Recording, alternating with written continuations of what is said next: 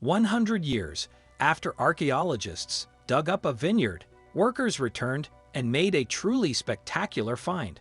A group of archaeologists is working hard and digging up the past in a vineyard in Italy's rich Veneto region. Archaeologists digging in the same area almost a century ago found something amazing, but it was lost and only talked about for decades. Now this piece of ancient Rome has finally been found. But as time went on, the discovery was forgotten and the field was used again. However, the story of this rich discovery hiding under the surface didn't go away. Over the years, farmers and archaeologists spread rumors about the grand mosaic, but it was hard to find because no one knew where it was. After 100 years, one team finally found it near the town of Negrudi, Valpolicella in Italy. The vineyard is on a hill about 10 miles north of Verona. Today, it is a quiet area known mostly for making wine, while Verona is famous for its ties to Shakespeare's Romeo and Juliet. However, during the Roman Empire, this area was part of one of the greatest empires the world has ever seen. Verona was founded in the 2nd century BC by people from Gaul, but by 89 BC, it had become a Roman colony. King Theodoric took over the city and built a castle on the banks of the Adige River. Even after the fall of the Roman Empire, Verona remained an important city for hundreds of years. However, it never quite regained the importance it had at the height of its power, and over time, its once grand buildings fell into disrepair, leaving only a shadow of their former glory. At the time, the area around negrudi Valpolicella was known for its good wine. Workers were digging in one of the town's vineyards when they made the surprising discovery, a group of mosaics that are thought to be from the Roman era.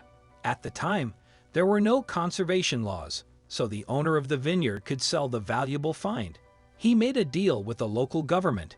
When archaeologists dug up a 3,000 square foot area near Negrudi Valpolicella, they found more mosaics from the Roman era. According to reports, the mosaics were once part of a villa and came from at least 5 different rooms, and they may have come from even more rooms. Archaeologists took pictures of the Roman villa to document the find, but no effort was made to remove the mosaics. Money was supposed to come in to pay for more digging, but it never did. Eventually, the landowner lost interest in the project and decided to rebury the mosaics and farm the land. Archaeologist Gianni Desiccato told the New York Times in May 2020. He planted a vineyard, and no one thought about it again. If it weren't for persistent local rumors, the villa might have never been found again. As the years went by, local farmers continued to tell stories about the Roman ruins under the field, and every once in a while, an article about the villa would appear in an academic journal. But for most people in the area, the piece of land outside negrudi Valpolicella was just a vineyard and nothing more. However, back in 1922, archaeologists had not recorded the exact location of the mosaics, and despite several potential excavations over the years, a statement from local authorities said that nobody had been able to find it. Despite this, Zaccato and his team were determined to find it. In 2020, Italy was hit by a global coronavirus pandemic, which stopped excavation work for a few months. Finally, in May 2020, archaeologists were able to get back to work at the site. At first, the team used ground-penetrating radar to try to find the mosaics, but that method failed. In an interview with the New York Times, Zaccato explained that the terrain and vine roots made it hard to find the mosaics. When that method didn't work, he said, the archaeologists tried a more traditional method. They dug several exploratory trenches in the hopes that the mosaics would show themselves. This also kept the valuable vines from being damaged too much during the excavation. On May 18, the archaeologists struck gold just 150 feet from where work started at a depth of no more than 5 feet. Federica Rinaldi, an archaeologist who now works as the director of Rome's famous Colosseum, wrote a book about mosaics. In particular, she focused on artworks in Veneto, which is the region of Italy that includes Verona and the area around it. Even though the negrudi Valpolicella pieces had been lost for a long time, Rinaldi included them in her book by using photos from the 1922 excavation to figure out when they were made. The villa could have been built by a member of Verona's high society who used it as a vacation home. In a statement released on May 26, officials confirmed that the lost mosaics had finally been moved after decades of failed attempts. According to the announcement, archaeologists set out to find the exact extension and exact location of the ancient building, which they were able to do.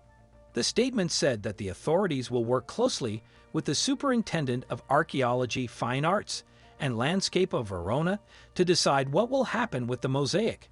However, they admit that a lot of money would be needed to fully excavate and preserve the find. In interviews with local newspapers, the authorities said that preserving the mosaic is one of their top priorities. In an interview with a newspaper, the mayor of Negrudi, Valpolicella, Lorena Roberto Grayson, said, "We think a cultural site of this importance deserves attention and should be improved. For this reason, the superintendent and those in charge of agricultural funds and I will find a way to make this treasure enjoyable." Grayson went on to say that, despite what the town's mayor said, Zaccato and his team were quick to point out how hard it would be to keep the mosaics safe.